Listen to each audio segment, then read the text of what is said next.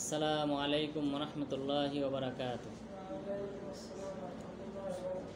নাহমাদুহু ওয়া নুসাল্লি আলা রাসূলিহিল কারীম, আম্মা বা'দ। আউযু বিল্লাহি মিনাশ শাইতানির রাজীম। ওয়া লাকাদ আ'হিদনা ইলা আদামা মিন ক্বাবলু ফানাসিয়া ওয়া লাম নাজিদ লাহু আযমা। সমস্ত প্রশংসা, সমস্ত গুণগান সেই মহান রব্বুল আলামিনের জন্যে, যিনি আমাদেরকে এই সাপ্তাহিক আলোচনায় উপস্থিত হওয়ার তৌফিক দান করেছেন। আলহামদুলিল্লাহ। দুরুদ ও সালাম বর্ষিত হোক মানবতার মুক্তির দূত মুহাম্মদ সাল্লাল্লাহু আলাইহি ওয়াসাল্লামের উপর। সম্মানিত দিনী ভাইরা, আমরা সূরা তাহার শেষ পর্যায়ে চলে এসেছি। আজকে ইনশাআল্লাহ আমাদের সর্বশেষ দার্স এই সূরা তাহার ব্যাপারে। তো আজকে আমরা আলোচনা করব সূরা তাহার 115 নম্বর আয়াত থেকে 135 নম্বর আয়াত পর্যন্ত। এখানে মূলত আদম আলাইহিস সালামের কাছ থেকে আল্লাহ তাআলা একটা প্রতিশ্রুতি নিয়েছিলেন। সেই প্রতিশ্রুতিটা তিনি ভঙ্গ করেছিলেন, এই বিষয়ে ইঙ্গিত দেওয়া হয়েছে। এবং সেই সাথে মক্কার যে কাফেররা ছিল, কুরাইশরা ছিল, তাদেরকে সতর্ক করা হয়েছে। পূর্ববর্তী জাতিদেরকে যেভাবে ধ্বংস করা হয়েছিল সেইভাবে যেন তাদেরকে ধ্বংস না করা হয়। তারা কি আগের ওই জাতি থেকে শিক্ষা গ্রহণ করতে চায় না? এই বিষয়ে আল্লাহ তাআলা মূলত আজকের আলোচনা, এবং এই বিষয়েই মূলত আল্লাহ তাআলা ইঙ্গিত দিয়েছেন সূরা তাহার 115 থেকে 135 নম্বর আয়াতে।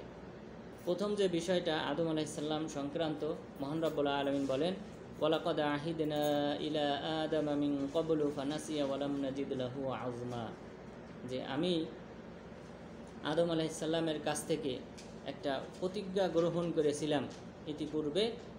ফানাসিয়া, আদম আলাইহিস সালাম সেটা ভুলে গিয়েছিলেন। ওয়া লাম নাজিদ লাহু আযমা, আমি তাকে এই প্রতিশ্রুতি রক্ষার ব্যাপারে দৃঢ় চেতা হিসেবে পাই নাই। অর্থাৎ আল্লাহ তাআলা কি প্রতিশ্রুতি গ্রহণ করেছিলেন আদম আলাইহিস সালামের কাছ থেকে, এটা 17 নম্বর আয়াতে উল্লেখ করেছেন। ইন্না হাযা আদুউল লাকা ওয়া লিজাওজিক ফালা ইউখরিজান্নাকুমা মিনাল জান্নাতি ফাতাশকা। আল্লাহ তাআলা ইবলিসকে দেখিয়ে বললেন যে, হে আদম, এই ইবলিস হলো তোমার এবং তোমার স্ত্রীর শত্রু, সুতরাং সে যেন তোমাদেরকে কোনো ক্রমে ধোঁকাগ্রস্ত করে জান্নাত থেকে বিতাড়িত না করতে পারে। তাহলে ফাতাশকা, তুমি কঠিন জীবনযাপন করবে, অনেক কষ্টে নিপতিত হবে। অর্থাৎ পার্থিব জীবন, জান্নাতে সুখীময় জীবন, সেখান থেকে বের করে পৃথিবীতে পাঠালে এখানে তোমার জীবনযাপনটা অনেক কঠিন হবে, কষ্টময় হবে। এই অঙ্গীকার আল্লাহ তাআলা নিয়েছিলেন আদম আলাইহিস সালামের কাছ থেকে, যে জান্নাত থেকে কোনো ক্রমেই যেন ইবলিস তোমাদেরকে ধোঁকাগ্রস্ত করে বের করতে না পারে। আল্লাহ তাআলা বললেন, ওয়ালাম নাজিদ লাহু আযমা, আমি দৃঢ় চেতা হিসেবে পাই নাই। এই অঙ্গীকারটা যে রক্ষা করতে হবে, এই ব্যাপারে যে দৃঢ় প্রতিজ্ঞাবদ্ধ হয়ে তিনি কাজ করবেন, সেটা করেন নাই। ওয়া ইয কুলনা লিল মালাইকাতি ইসজুদু লিআদামা ফাসাজাদু ইল্লা ইবলিস আবা। স্মরণ করো সেই সময়ের কথা যখন আমি ফেরেশতাদেরকে বললাম যে তোমরা আদম আলাইহিস সালামকে সিজদা করো। ফাসাজাদু ইল্লা ইবলিস, সবাই সিজদা করলেন ইবলিস ব্যতীত। আবা, সে অস্বীকার করল, আদম আলাইহিস সালামকে সিজদা করতে অস্বীকার করল। এখন প্রশ্ন হলো যে ইবলিস সে হলো জিন জাতি, সে হলো জিন জাতির একজন সদস্য। জিন জাতির একজন সদস্য হওয়ার সত্ত্বেও সে কিভাবে ফেরেশতাদের সাথে থাকে আসমানে? কারণ আল্লাহ তাআলা এই পৃথিবীতে জিন জাতিকে সৃষ্টি করে পাঠিয়েছিলেন। আগেই জিন জাতিকে এই পৃথিবীতে পাঠিয়েছিলেন পৃথিবী আবাদ করার জন্য, যে তারা পৃথিবীতে এসে আল্লাহ তাআলার ইবাদত করবে। এই কারণেই তো যখন আল্লাহ তাআলা ফেরেশতাদেরকে বললেন যে আমি পৃথিবীতে খলিফা পাঠাতে চাই, অর্থাৎ আদম আলাইহিস সালামকে মানুষ জাতি সৃষ্টি করতে চাই, তখন ফেরেশতারা বাধা দিলেন যে, হে আল্লাহ, ইতিপূর্বে আপনি জিন জাতিদেরকে সৃষ্টি করেছেন, তারা দুনিয়াতে এসে মারামারি করত, ওয়াসফিকুন আদ-দিমা, রক্তপাত ঘটাত, পরস্পরকে হত্যা করত। এই মানুষ জাতি তারাও পৃথিবীতে এসে অনুরূপ হত্যাকাণ্ড, অন্যায়, অশ্লীল কাজে লিপ্ত হবে। আপনি কেন তাদেরকে সৃষ্টি করবেন? তো এখন এই প্রশ্নের উত্তর হলো যে আসলে ইবলিস সে ছিল, যেমন ধরেন আমাদের নবী মুহাম্মদ সাল্লাল্লাহু আলাইহি ওয়াসাল্লামের মর্যাদা অন্যান্য ব্যক্তিদের চেয়ে বেশি, এমনকি অনেক ফেরেশতা বা ফেরেশতাদের চেয়েও বেশি। তো আমাদের নবী সাল্লাল্লাহু আলাইহি ওয়াসাল্লামকে যেমনভাবে আল্লাহ তাআলা ৭ আসমানের উপর নিয়ে গেছিলেন, তার মর্যাদার কারণে মেরাজ ঘটিয়েছিলেন, ঠিক ইবলিসও তার মর্যাদার কারণে, আল্লাহ তাআলার নৈকট্যশীল বান্দা হওয়ার কারণে আল্লাহ তাআলা তাকে ফেরেশতাদের সাথে আসমানে রেখেছিলেন, এবং তার মর্যাদা ছিল আমাদের নবীর মতো। ফেরেশতাদের উপর তার মর্যাদা ছিল, যেমন আমাদের নবীর মর্যাদা ফেরেশতাদের উপর বেশি।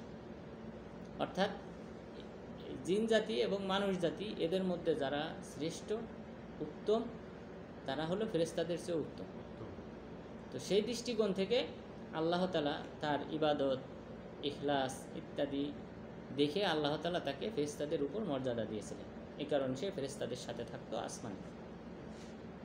তো যখন আল্লাহ তাআলা সবাইকে, সেখানে উপস্থিত যারা ছিল সবাইকে সিজদা করতে বললেন, তো অটোমেটিকভাবে ইবলিসও তাদের অন্তর্ভুক্ত, কিন্তু সে সিজদা করে নাই অহংকার বশত। যে সে বলল যে আনা খায়রুম মিনহু, আমি হলাম তার চেয়ে উত্তম। কেননা আপনি আদম আলাইহিস সালামকে সৃষ্টি করেছেন মাটি থেকে, আর আমাকে সৃষ্টি করেছেন আগুন থেকে, আর আগুন হলো উত্তম মাটির চেয়ে। এই প্রথম সে কিয়াস ব্যবহার করেছে। ইবলিস সর্বপ্রথম কিয়াস ব্যবহার করেছে, তার বিবেককে প্রাধান্য দিয়েছে আল্লাহ তাআলার নির্দেশের উপর। এটা হলো ইসলামী যে মূলধারা আছে এর বিপরীত। ইসলামী মূলধারায় মূল নীতি হলো নিজের আকলের চেয়ে কোরআন এবং হাদিসকে, আল্লাহর বাণী এবং আল্লাহ রাসূলের বাণীকে প্রাধান্য দিতে হবে। এই কারণে ফিরকায়ে বাতিলা যারা আছে তারা দেখবেন তারা তাদের আকলকে, ব্রেনকে বেশি প্রাধান্য দেয় দলিলের চেয়ে, কোরআনের আয়াত এবং হাদিসের চেয়ে। যে ফিরকাগুলি তৈরি হয়েছে, আশায়েরা, মাতুরিদিয়া, জাহমিয়া, মুতাজিলা, তারপর শিয়া, এরা সবাই, খাওয়ারেজ, প্রত্যেকেই কিন্তু নিজেদের যে বিবেক আছে, আকল আছে, নিজেদের যে মতামত আছে সেটাকে বেশি প্রাধান্য দেয় কোরআন এবং হাদিসের চেয়ে। তো ইবলিসও নিজের বিবেককে বেশি প্রাধান্য দেওয়ার কারণে আল্লাহ তাআলা তাকে চিরস্থায়ী জাহান্নামী হিসেবে, বরং জাহান্নামীদের সর্দার বানিয়ে দিয়েছে। সে চিরস্থায়ী জাহান্নামী হবে। তো ইল্লা ইবলিস আবা, সে অস্বীকার করলো সিজদা করতে। ফাকুলনা ইয়া আদামু ইন্না হাযা আদুউল লাক, যখন সিজদা করতে অস্বীকার করলো তখন আল্লাহ তাআলা আদম আলাইহিস সালামকে বললেন, হে আদম, ইন্না হাযা আদুউল লাক ওয়া লিজাওজি, এই ব্যক্তি হলো তোমার এবং তোমার স্ত্রীর শত্রু, পুরা মানব জাতির শত্রু। ফালা ইউখরিজান্নাকুমা মিনাল জান্নাহ ফাতাশকা, তোমাদেরকে যেন সে জান্নাত থেকে বিতাড়িত করতে না পারে, বের করতে না পারে। ফাতাশকা, তাহলে তুমি অনেক কষ্টময় জীবনযাপন করবে, দুর্ভাগা হবে। তো পার্থিব জীবন এটা অনেক কষ্টের, কারণ জান্নাতি জীবন কেমন ছিল আল্লাহ তাআলা বললেন, ইন্নাকা আল্লা তাজুআ ফিহা ওয়ালা তা'রা, এই জান্নাতে তুমি নিশ্চয়ই তুমি ক্ষুধার্ত হবে না, ওয়ালা তা'রা, বিবস্ত্র হবে না। অর্থাৎ জান্নাতি পোশাকে তুমি অবস্থান করবে এবং সেই সাথে কখনোই তোমার ক্ষুধা লাগবে না। এই ক্ষুধার কারণে পৃথিবীতে মানুষ কত অন্যায় অশ্লীল কাজে লিপ্ত, হারাম উপার্জন,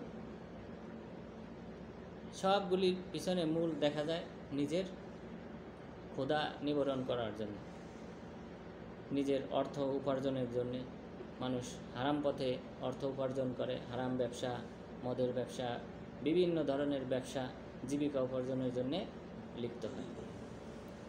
তো এই দিক থেকে আল্লাহ তাআলা জান্নাতে নিরাপত্তা দান করলেন যে এইসবের টেনশন করতে হবে না। আল্লাহ তাজুআ ফিহা, তুমি এখানে কখনোই ক্ষুধার্ত হবে না, ওয়ালা তা'রা, বিবস্ত্রও হবে না, জান্নাতি পোশাক পরিহিত অবস্থায় থাকবে।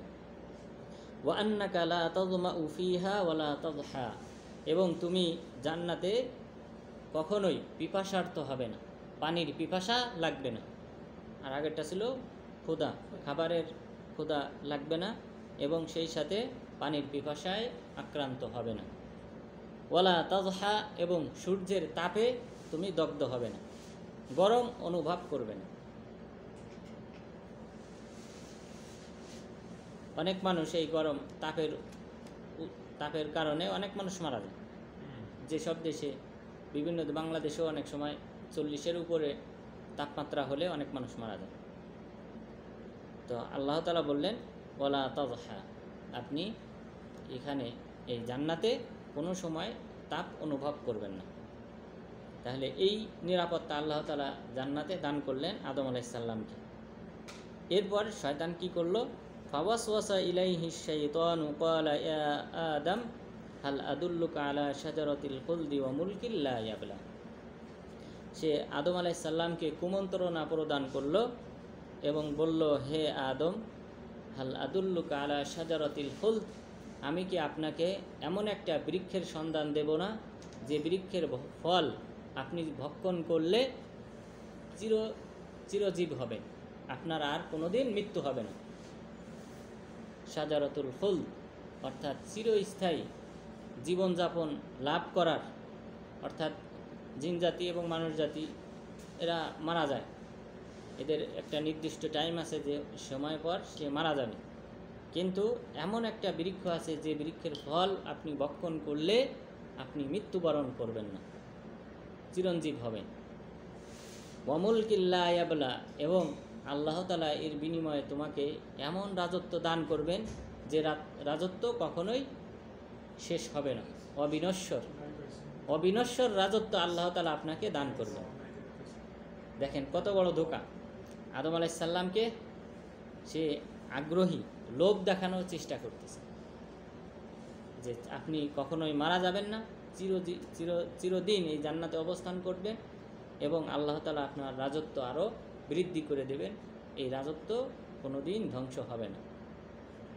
এই লোভ লালসা যখন ইবলিস আদম আলাইহিস সালামের সামনে পেশ করলো, ফাআকালা মিনহা ফাবাদাত লাহুমা সাওআতুহুমা ওয়া তাফিকা ইয়াখসিফানি আলাইহিমা মিন ওয়ারাকিল জান্নাহ। ফাআকালা মিনহা, তারা উভয়ে ভক্ষণ করলো ওই ফল, মানে আল্লাহ তাআলা যে বলেছিলেন জান্নাতে রাখার পর ওয়ালা তাকরাবা হাযিহিশ শাজারা ফাতাকুনা মিনাজ জালিমিন, তোমাদের উভয়কে আমি সতর্ক করতেছি, তোমরা একটা নির্দিষ্ট বৃক্ষ আল্লাহ তাআলার দিকে ইঙ্গিত করে বললেন এই বৃক্ষের নিকটবর্তী হবে না, অর্থাৎ আল্লাহ তাআলা তাদেরকে জানিয়ে দিলেন কোন বৃক্ষের কাছে যাওয়া যাবে না, সেই নির্দিষ্ট বৃক্ষের কাছে যেতে নিষেধ করলেন। অধিকাংশ আলেমগণ বলেছেন ওইটা ছিল আঙ্গুর বৃক্ষ, অধিকাংশ আলেমগণ বলেছেন যে এটা ছিল আঙ্গুর বৃক্ষ।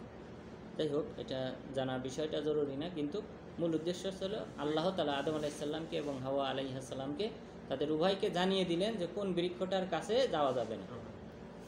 আর ইবলিস যখন বলল যে আল্লাহ তাআলা কেন তোমাদেরকে নিষেধ করেছে, কারণ তুমি যেন চিরঞ্জীব চিরস্থায়ী হতে না পারো এবং সেই সাথে তুমি যেন স্থায়ী রাজত্ব অর্জন করতে না পারো, এই কারণে আল্লাহ তাআলা তোমাকে এই বৃক্ষের কাছে যেতে নিষেধ করেছে। ওয়ালাইকুম আসসালাম। ফাআকালা মিনহা ফাবাদাত লাহুমা সাওআতুহুমা, তারা উভয়ে, অর্থাৎ দেখেন এখানেও অপরাধী কিন্তু দুইজন, আদম আলাইহিস সালাম এবং হাওয়া আলাইহিস সালাম, তাদের উভয়কে কিন্তু দোষারোপ করা হচ্ছে যে ফাআকালা মিনহা, তারা উভয়ে এই বৃক্ষের ফল ভক্ষণ করল। ফাবাদাত লাহুমা সাওআতুহুমা, ফলে তাদের উভয়ের যে বস্ত্র ছিল এই বস্ত্র খুলে গেল, তাদের লজ্জাস্থান প্রকাশ পেয়ে গেল। ওয়াতাফিকা ইয়াখসিফানি আলাইহিমা মিন ওয়ারাকিল জান্নাহ, তখন তারা উভয়ে জান্নাতি যে বৃক্ষের পাতা আছে সেই পাতা দ্বারা নিজেদের লজ্জাস্থান আবরণ করতে শুরু করল। তারা জান্নাতের গাছের পাতা দিয়ে আবৃত করলো তাদের লজ্জাস্থানকে। এখানে আলেমগণ বলেছেন, অনেক মুফাসসিরিনগণ বলেছেন যে এটা ছিল 3 বৃক্ষ, তিন ওয়াজ জাইতুন, তিন যেটা আছে ডুমুর ফল, এই ডুমুর ফল জাতীয় যে পাতা, এই পাতা দিয়ে তারা উভয়ে তাদের লজ্জাস্থান আবৃত করতেছিলেন। এরপর আল্লাহ তাআলা বললেন ওয়াসা আদামু রব্বাহু ফাগাওয়া, আদম আলাইহিসসালাম তার রবের অবাধ্য হলেন, নির্দেশ অমান্য করলেন, ফাগাওয়া, এরপর তিনি পথভ্রষ্ট হলেন। অর্থাৎ আল্লাহ তাআলা যে নির্দেশ দিয়েছিলেন সেই নির্দেশ অমান্য করার কারণে তিনি হিদায়াত, আল্লাহ তাআলা যে সরল সঠিক পথ দেখিয়েছিলেন তা থেকে তিনি বিচ্যুত হলেন। তুম্মা জিতাবাহু রব্বুহু, এরপর আল্লাহ তাআলা তাকে নির্বাচিত করলেন। ফাতাবা আলাইহি, এরপর আল্লাহ তাআলা তার তওবা কবুল করলেন। ওয়াহাদা, এবং হিদায়াত প্রদান করলেন। এখানে কিন্তু আদম আলাইহিস সালাম যে দীর্ঘদিন তওবা আল্লাহর কাছে কান্নাকাটি করেছিলেন, এরপর তার দোয়া কবুল হয় নাই, মুহাম্মদ সাল্লাল্লাহু আলাইহি সাল্লামের নামের মাধ্যমে, ওনাকে ওসিলা করার মাধ্যমে তারপর দোয়া কবুল হয়, এই কথা সম্পূর্ণ সাংঘর্ষিক।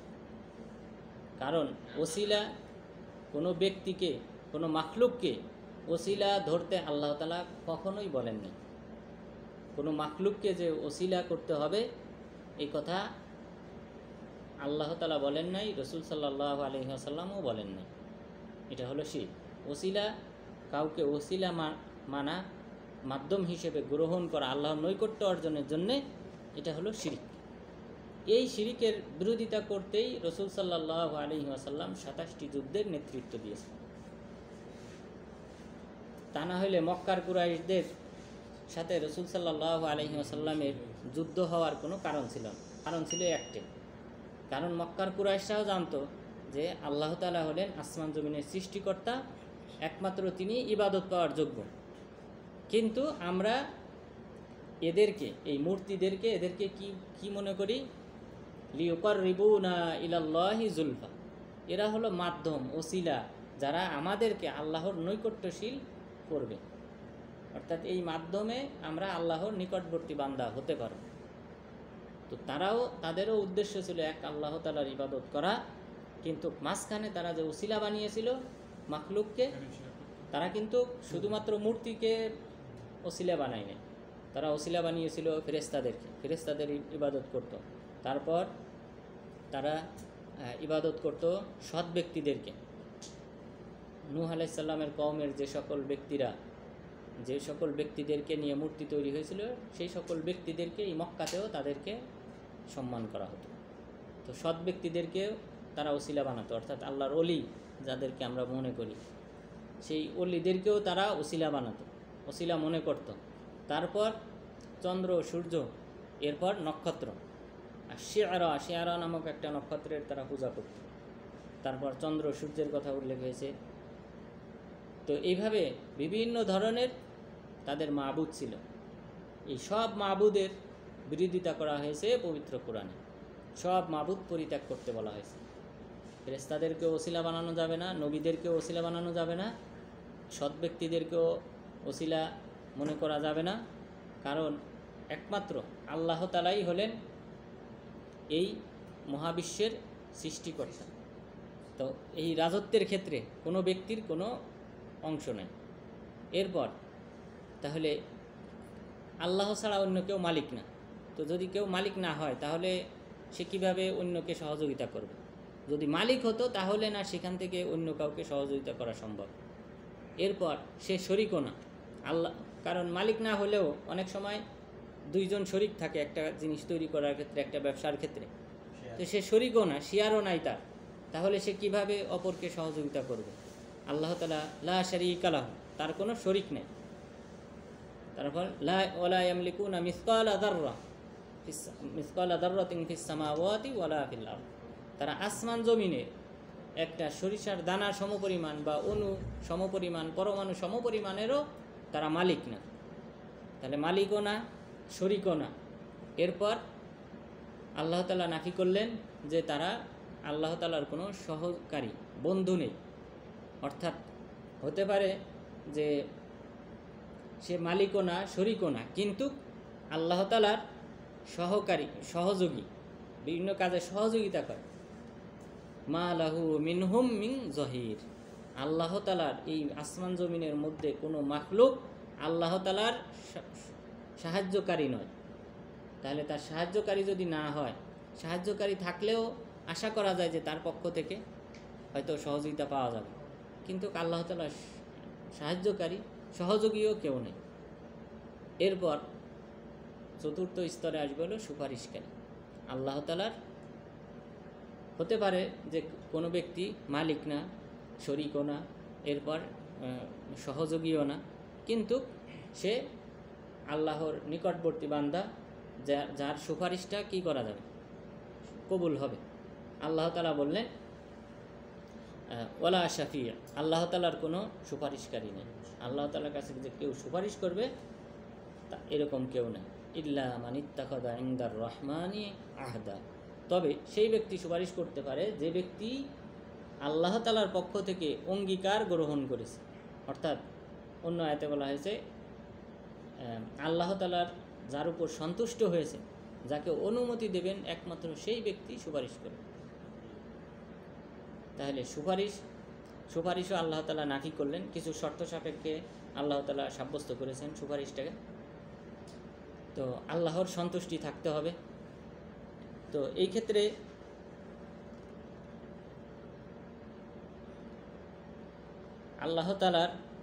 আল্লাহ তাআলার কাছ থেকে অধিকার পাওয়ার যে সকল মাধ্যম আছে, যে আল্লাহর নৈকট্যশীল অর্জন করার সেই মাধ্যমগুলি সব আল্লাহ তাআলা নাকি করেছেন। সুতরাং আল্লাহ তাআলার নৈকট্য অর্জন করতে হলে ইবাদত করতে হবে। আল্লাহ তাআলা যে পথ দেখিয়েছেন সেই পথ অনুসরণ করতে হবে। ইবাদত কোনো মাধ্যম ধরলে, মাধ্যম হিসেবে কাউকে মানলে সেটা শিরিক হবে। তাহলে আদম আলাইহিস সালামও কোনো ক্রমেই রাসূল সাল্লাল্লাহু আলাইহি ওয়াসাল্লামকে ওসিলা করে এই এত বড় শিরিক করতে পারেন না। হয়তো এটা একটা ভুল ত্রুটি আদম আলাইহিস সালামের হয়ে গেছে, কিন্তু এটা শিরিক না। এটা যদি আমরা ধরি সর্বোচ্চ একটা কবিরা গুনাহ। তো এটা হতে পারে যে কোনো ব্যক্তির পক্ষ থেকে এমনটা হতে পারে, যেহেতু আদম আলাইহিস সালাম আয়াতে উল্লেখ করা হয়েছে যে ফানাসিয়া, তিনি ভুলে গেছিলেন যে আল্লাহ তাআলা যে তাকে বলেছিলেন যে এই বৃক্ষের নিকটবর্তী হবে না, এই কথাটা আদম আলাইহিস সালাম ভুলে গেছিলেন। ভুলে যাওয়ার কারণে ইবলিস যখন ওয়াসওয়াসা দিল, কুমন্ত্রণা দিল, তখন তিনি আর ওই বিষয়টা স্মরণ করতে পারেন নাই। এই কারণে তার ধোঁকাগ্রস্ত হয়েছে। তো এই কারণে তিনি এই অপরাধটায় লিপ্ত হয়েছিলেন। কিন্তু আল্লাহ তাআলা কি বললেন, তুম্মা জিতাবাহু রব্বুহু, আল্লাহ তাআলা তার রব তাকে চয়ন করলেন এবং ফাতাবা আলাইহি, তার তওবা কবুল করলেন। এখানে 300 বছর বা আরও অনেক বেশি বছর ধরে কান্নাকাটির কোনো উল্লেখ নেই। আদম আলাইহিস সালাম না, এমনি সাধারণ একজন আলেম যদি কোনো একটা ভুল করে, ত্রুটি করে, সে যদি বুঝতে পারে যেটা আমার ভুল হয়ে গেছে, তখন সে কী করে? সে যদি সাথে সাথে তওবা করতে পারে, তাহলে একজন নবী তিনি 300 বছর ধরে কান্নাকাটি করবেন না? তিনিও সাথে সাথে কি করছেন? তওবা করেছেন। ফাতাবা আলাইহি, আল্লাহ তাআলা ফাতা, এখানেও ফা শব্দ ব্যবহার করা হয়েছে, অর্থাৎ তাড়াতাড়ি আল্লাহ তাআলা তার তওবা কবুল করেছেন। ক্বালা হাবিতা মিনহা জামিয়া, এরপর আল্লাহ তাআলা কিছু পদক্ষেপ নিয়েছেন। আদম আলাইহিস সালাম এই ভুল ত্রুটি করার পর আল্লাহ তাআলা কিছু পদক্ষেপ নিয়েছেন এবং বানু আদমকে কিছু পরীক্ষায় ফেলতে চেয়েছেন। এই কারণে ক্বালা হাবিতা মিনহা জামিয়া, তোমরা সবাই এখান থেকে, এই আসমান থেকে, এই জান্নাত থেকে তোমরা নেমে যাও। বা'যুকুম লিবা'যিন আদু, তোমরা একজন আরেকজনের শত্রু, অর্থাৎ জিন জাতি বা ইবলিস এবং তোমরা মানুষ জাতি, তোমরা পরস্পর একজন আরেকজনের শত্রু। বা ইম্মা ইয়াতিয়ান্নাকুম মিন্নি হুদা, যদি তোমাদের কারো কাছে আমার পক্ষ থেকে হিদায়াতের বাণী আসে, ফামান ইত্তাবা হুদায়া ফালা ইয়াদিল্লু ওয়ালা ইয়াশকা, আর সে যদি আমার এই হিদায়াতের বাণীর অনুসরণ করে, ফালা ইয়াদিল্লু ওয়ালা ইয়াশকা, সে কখনোই পথভ্রষ্ট হবে না, ওয়ালা ইয়াশকা, এবং দুর্ভাগাও হবে না, অর্থাৎ সে সৌভাগ্যবান হবে। আর এটাই হিদায়াত বলতে এখানে আল্লাহ তাআলার পক্ষ থেকে ওহী, আল্লাহ তাআলা যে মানুষের মাঝে যুগে যুগে যে ওহী প্রেরণ করেছেন সেই ওহীর কথা বলেছেন, যদি ওহী আসার পর যদি কেউ ওহীর অনুসরণ করে তাহলে সে হিদায়াত প্রাপ্ত হবে এবং সৌভাগ্যবান হবে পরকালে, অর্থাৎ জান্নাতি হবে। ওমান আ'রাদা আন যিকরি, এরপর আল্লাহ তাআলা বলতেছেন যদি কেউ আমার জিকির অর্থাৎ আমার এই কোরআন, আমার এই বাণী থেকে কেউ যদি মুখ ফিরিয়ে নেয়, ফা ইন্না লাহু মাঈশাতান দঙ্কা, তাহলে তার জন্য রয়েছে সংকীর্ণময় জীবনযাপন। ওয়া নাহশুরুহু ইয়াউমাল কিয়ামাতি আ'মা, এবং কিয়ামত দিবসে আমি তাকে অন্ধ করে উত্তোলন করব। সে দুনিয়াতে যদিও সে চোখে দেখে, পরকালে সে অন্ধ হয়ে উঠবে। মাঈশাতান দঙ্কা, সংকীর্ণময় জীবনযাপন বলতে কি বোঝানো হয়েছে?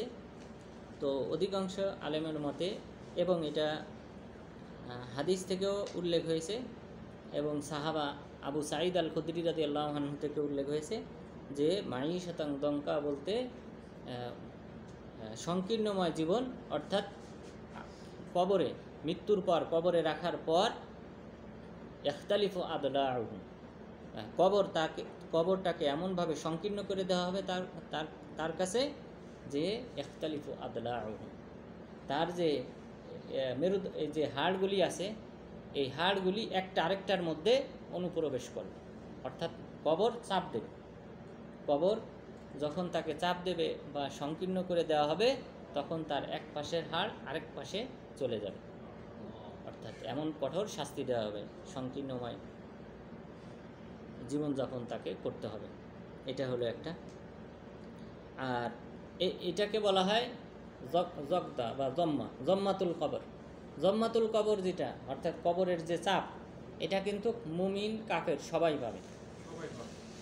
মানে প্রথমে কবরে রাখার পর মুমিন হোক অথবা কাফের হোক, সবাইকেই মাটি এই চাপটা দেবে, একটা চাপ দেবে। তো এই চাপটাকে বলা হয় জম্মাতুল কবর অথবা জগদাতুল কবর, কবরের চাপ। রাসূল সাল্লাল্লাহু আলাইহি ওয়াসাল্লাম যখন একজন বালককে, ছোট শিশুকে কবরস্থ করা হলো, তখন বললেন লাউ নাজা মিনহা আহাদুন লা নাজা হাদা সবি, যদি এই কবরের চাপ থেকে কেউ মুক্তি পেত তাহলে এই শিশুটা মুক্তি পেত, কারণ তার তো কোনো দোষ নাই, ত্রুটি নাই, অপরাধ নাই, সে তো মাসুম, তার পাপগুলি তো তার তো পাপ হয় নাই, পাপ লেখা হবে আরও পরে থেকে, বালেগ হওয়ার পর থেকে। তো রাসূল সাল্লাল্লাহু আলাইহি ওয়াসাল্লাম বললেন যদি কেউ মুক্তি পেত তাহলে এই শিশুটা মুক্তি পেত। এরপর সাদ বিন মুআয রাদিয়াল্লাহু আনহু, এই সাদ বিন মুআয রাদিয়াল্লাহু আনহু তিনি ছিলেন আউস গোত্রের সর্দার, আর যার মৃত্যুতে আরশ কেঁপে উঠেছিল। ওনাকে যখন কবরস্থ করা হয় তখন কবরটা কি করলো, চাপ দিতে শুরু করলো। তখন রাসূল সাল্লাল্লাহু আলাইহি ওয়াসাল্লাম বলেছিলেন এই কবরের এই চাপ থেকে যদি কেউ মুক্তি পেতেন তাহলে নাজা সাদ মুক্তি পেতেন। কিন্তু তিনি যেহেতু মুক্তি পান নাই, এই শিশুটা যেহেতু মুক্তি পায় নাই, সুতরাং বোঝা যায় প্রত্যেক মুমিনকে এই চাপটা দেওয়া হবে কবর। হ্যাঁ, আল্লাহ তাআলার পক্ষ থেকেই এটা এখন আলেমগণ বলেছেন কেন মুমিনদেরকে এই শাস্তিটা দেওয়া হবে। তো এর উত্তর হলো যে এটা যেন মুমিন ব্যক্তি, এটা হলো বারজাখী যে জীবন, এই বারজাখী জীবনের যে নিয়ামত সে কবরে পাবে, সেটা যেন সে উপলব্ধি করতে পারে এবং ভালোভাবে অনুধাবন করতে পারে। এই কারণে আল্লাহ তাআলা এই বারজাখী জীবনের উপযুক্ত করার জন্যে তাকে এই চাপটা দেওয়া হবে। তবে মুমিনের ক্ষেত্রে তার যে এক পাশ থেকে হাড্ডি আরেক পাশের চলে যাবে, এটা উল্লেখ করা হয়নি। মুমিনকে স্বাভাবিকভাবে চাপ দেওয়া হবে যেন সে পরকালীন জীবনে উপযুক্ত হয়, পরকালীন জীবনের যে নিয়ামত আছে সেটা যেন সে উপভোগ করতে পারে, এই জন্যে তাকে প্রস্তুত করার জন্যে এই চাপটা দেওয়া হবে। আর কাফেরদেরকে শাস্তি স্বরূপ দেওয়া হবে যে তার এক পাশের হাড্ডি আরেক পাশে চলে যাবে। তাহলে আল্লাহ তাআলা যে বললেন মাঈশাতান দঙ্কা, সংকীর্ণময় জীবনযাপন বলতে এটা আবু সাঈদ আল খুদরি রাদিয়াল্লাহু আনহু বলছেন এই কবরের এই চাপ। আর বাকি অন্যান্য আলেমগণ বলেছেন যে অন্যান্য যে শাস্তি আছে কবরে, পরকালীন যে শাস্তি আছে, যে তাদেরকে তাদের খাবার হবে আর দরিয়ে। দরিয়ে বলতে অর্থাৎ কাঁটাযুক্ত যে ঘাস বা কাঁটা, এটা তাদেরকে খেতে দেওয়া হবে জাহান্নামে। তারপর জাক্কুম খেতে দেওয়া হবে। তারপর তাদেরকে ফুটন্ত পানি, গরম, এই ফুটন্ত পানি তাদেরকে পান করতে দেওয়া হবে। তো এই জাতীয়, এবং গিসলিন বলতে পুজ, রক্ত, এই জাতীয় খাবার তাদেরকে খেতে দেওয়া হবে। এটাকেই বলা হয়েছে মাঈশাতান দঙ্কা, সংকীর্ণময় জীবনযাপন তাদেরকে দেওয়া হবে পরকালে। তাহলে এটা হলো পরকালের কথা বলা হয়েছে। দুনিয়াতে আল্লাহ তাআলা মুমিন কাফের সবাইকেই দুনিয়া দান করেন, অর্থাৎ কাউকে ধনী করেন, গরিব করেন, এটা আল্লাহ তাআলার ইচ্ছা। কিন্তু পরকালে এই যারা কোরআন থেকে বিমুখ হবে তাদেরকে এই শাস্তিটা দেওয়া হবে এবং তাদেরকে অন্ধ করে তোলা হবে। অন্ধ করে তোলার দুটি তাফসীর করেছেন আলেমগণ। প্রথমটি হলো যে অন্ধ, সে চোখে দেখবে না, অর্থাৎ দুনিয়াতে তার চোখ ভালো থাকলেও পরকালে আল্লাহ তাআলা তাকে অন্ধ করে তুলবেন এবং সে পরকালের হাসরের মাঠের কোনো কিছুই সে উপলব্ধি করতে পারবে না, দেখতে পারবে না। দ্বিতীয় যেটা, এবং এটাই সঠিক। আর দ্বিতীয় আরেকটা ব্যাখ্যা করা হয়েছে যে হুজ্জা, তাদের কোনো দলিল থাকবে না, কোনো প্রকার প্রমাণ, ডকুমেন্ট ছাড়া তারা হাসরের মাঠে উঠবে। অর্থাৎ মুক্তি পাওয়ার, জাহান্নাম থেকে মুক্তি পাওয়ার কোনো প্রকার দলিল, প্রমাণ, ডকুমেন্ট তাদের থাকবে না। এটাকেই অন্ধ করে তোলার অর্থ করেছেন অনেক আলেমগণ। এরপর ক্বালা রব্বি লিমা হাশারতানি আ'মা, পরকালে যখন তাকে অন্ধ করে তোলা হবে তখন সে বলবে, হে আমার রব, কেন